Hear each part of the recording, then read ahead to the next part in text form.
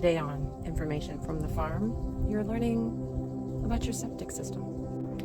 So the story is that my pump on my septic system went out because it had reached its lifetime. There wasn't any misstep or anything like that. But I think what's important for me in terms of learning about this process is, number one, the observation, so that I can understand, what to expect to hear from people when they come out to repair things. What I know, what I can learn from the people that have the experience. In this particular case, my dad is a maintenance engineer. That's what he retired from, was maintenance engineering. So having the resources of people that can kind of know ahead of time how to deal with things, and then you hire in what you need to hire in, and you do what you can, and you support one another when you can. I think that's a really important part of what we can learn from one another. We all bring different types of talents to the table, and if we're very open and honest and communicating with each other and offering support and help to one another, then we can come together in these. Let's go back to the intentional community concept. This is intentional community even when it's family, supporting one another and living together on a piece of property. Then you bring in other people, and we're all living here together. We're all having the conversations about, the mishaps, the problems, the resource expenditures, things, and we all have to step up to the plate and add our energy to creating the resources we need available to take care of each other. Extremely important part of your prepping isn't just moving out onto a piece of land, but it's developing a network. And part of the network that we've developed is those of you that are supporters of us and supporters of the work that we do out here on the farm, following along and learning from the things that I have to share with you and sharing what you're learning. And even one of my friends who just immediately said, if there's literally anything I can do to help you, I'm here. Well, listen, sometimes just telling your friends that you're here to help them is enough, because them knowing that in a worst case scenario, they've got people that can support them, even if nothing ever happens. I think that exchange is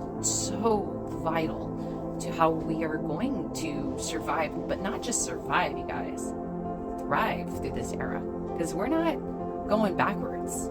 And be sure to ask when you get the support and help from people that have more knowledge about something than you, whether it's the service people that you've hired to come and help you, whether it's somebody within your family that has more expertise about things.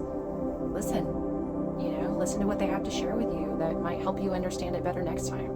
It might help you be more preventative in your ways of dealing with things in the future.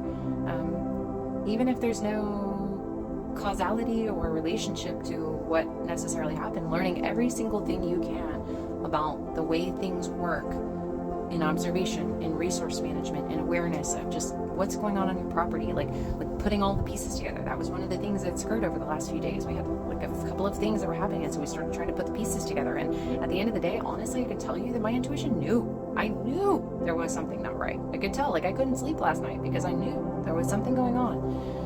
And so I think that it's an extremely important part of the preparation conversation that a lot of people are having, the survival conversation that a lot of people are having, the families coming together and supporting each other through the challenges that we're going through. These are important steps in it. It's open communication, it's honest communication, it's talking gently to people, it's understanding everybody has anxiety, and not just to immediately assume that something has happened because someone did something wrong, things like that. Not just assuming someone's going to take care of you, that you have a responsibility to yourself and your family and everyone around you. And I honestly believe that in order for us to get through this next phase of humanity, we have to be able to center into the idea that problems are going to occur, but we are responsible to ourselves and the people that are closest around us.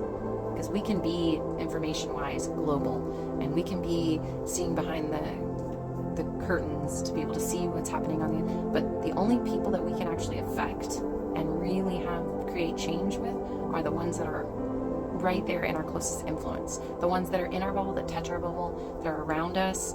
And if we're not taking care of our people at home, if we're not taking care of our closest neighbors, if we're not taking care of our closest community members, then what are we doing trying to focus on what's happening on the other side of the world? That is my real truth about all of this. If I can't even take care of what's happening in my own home, I have no business trying to figure out how I'm going to solve problems that are happening on the other side of the world.